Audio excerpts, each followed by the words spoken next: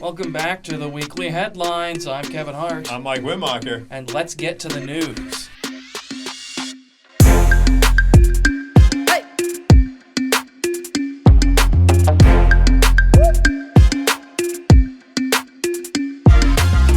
Illinois Congresswoman Mary Miller has barely been on the job a week, and she's already quoting Hitler. Triumph of the Miller said, Hitler was right about one thing. Whoever has the youth has the future. Anyone. He could have quoted anyone.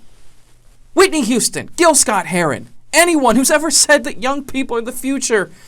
And you choose the guy who killed 6 million Jews. I'm sure you all seen the memes about how we thought 2020 was the worst year ever and 2021 was going to be so much better. And then, of course, January 6th happened, and we got this lovely photo of a cast member of the Flint Bones adult film sitting in the Senate president's seat. If you wanted to know what coronavirus would look like in human form, well, here you go. Luckily, much like the coronavirus, there is a vaccine for this.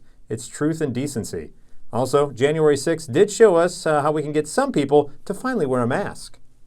In a pre-recorded video message amid the domestic terror attack on the Capitol, which some are describing as Cracker Barrel Les Miserables, President Trump said these criminals are very special and that he loves them. When reached for comment, Don Jr. and Eric Trump said, "Oh, that's what I love you sounds like coming from Dad." Springfield area Congressman Rodney Davis and Darren LaHood ultimately decided to reject challenges to President-elect Biden's certification. Now, the decision came after the horrible events at the nation's capital on Wednesday.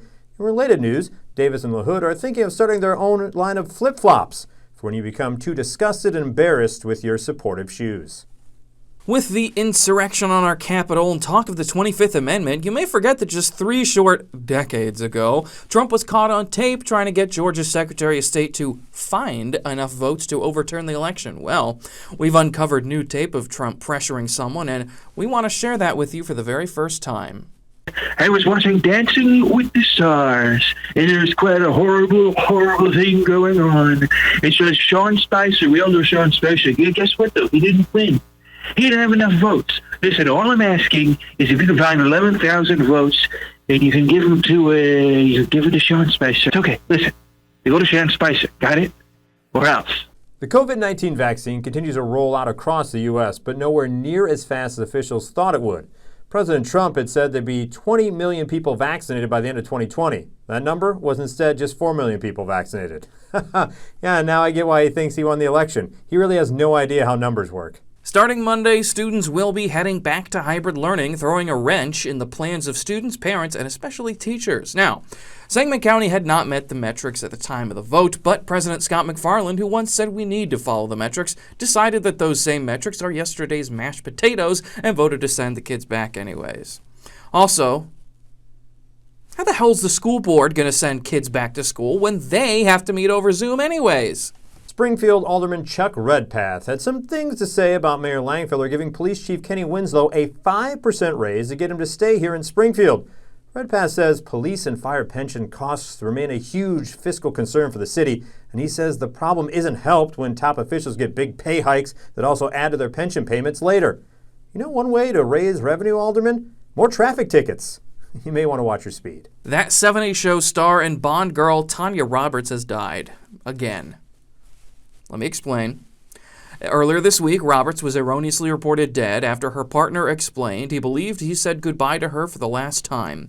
Many media outlets ran with this until the hospital informed these outlets that she was still alive on Monday morning. She then unfortunately died later that night. So, this Bond girl lived to die another day. In fact, on Sunday night, she was asked if she was dead, and she told the doctor no.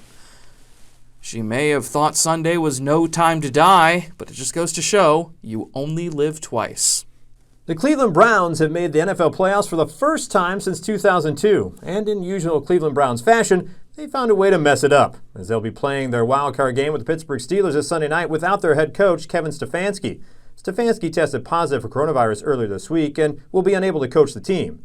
Now, while having no coach may sound like a problem, not having a quarterback didn't stop the Chicago Bears from making the playoffs. And those are your weekly headlines. I'm Mike Wimmacher. I'm Kevin Hart. And we are out of here!